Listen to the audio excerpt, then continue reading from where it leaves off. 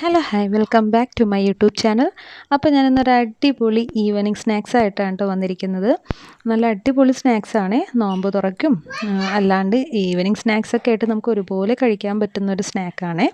അപ്പോൾ നമുക്ക് നേരെ വീഡിയോയിലേക്ക് പോകാം. ഫസ്റ്റ് ഞാനിവിടെ എടുത്തിരിക്കുന്നത് ഉരുളക്കിഴങ്ങാണ്. ഉരുളക്കിഴങ്ങ് നല്ലപോലെ വേവിച്ച് ഉടച്ച് വെച്ചിട്ടുണ്ട്. അതിലേക്ക് 2 സവാള കൊത്തി അരിഞ്ഞതും ചെറുതായി ക്രഷ് ചെയ്ത ചിക്കനുമാണ് ചേർത്ത് കൊടുത്തിരിക്കുന്നത്. ഇനി ഇതിലേക്ക് 1 ടീസ്പൂണോളം ക്രഷ്ഡ് ചില്ലി, പിന്നെ അല്പം മല്ലിയില, കുരുമുളക് പൊടി കുറച്ചധികം ചേർക്കണം കേട്ടോ. പിന്നെ അല്പം ഗരം മസാല, കൂടെ കുറച്ച് ചിക്കൻ മസാല എന്നിവ ചേർത്ത് കൊടുക്കുക. ആവശ്യത്തിന് ഉപ്പും ചേർത്ത് നല്ലപോലെ ഒന്ന് മിക്സ് ചെയ്തെടുക്കാം. നല്ലപോലെ എല്ലായിടത്തും എല്ലാ പാർട്സിലും നമുക്ക് ഈ മസാലയൊക്കെ എത്തണം. നന്നായിട്ടൊന്ന് മിക്സാക്കി എടുത്ത് ചെറിയ ചെറിയ കുഞ്ഞു ഉരുളകളാക്കി ഇതേപോലെ ആക്കിയെടുക്കണം. എനിക്കിപ്പോൾ ഇത്രയാണ് കിട്ടിയിരിക്കുന്നത്. ഇനി നമുക്ക് ബ്രെഡ് പീസസ് എടുക്കാം.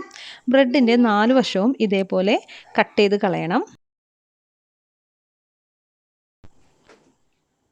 ഇതേപോലെ എനിക്കിവിടെ കിട്ടിയിട്ടുണ്ട്. ഇനി ഈ ബ്രെഡ് പീസ് നന്നായിട്ടൊന്ന് പരത്തിയെടുക്കണം. ഒരു പലകയിൽ വെച്ച് നമുക്കിത് നല്ലപോലെ ഒന്ന് പരത്തിയെടുക്കാം.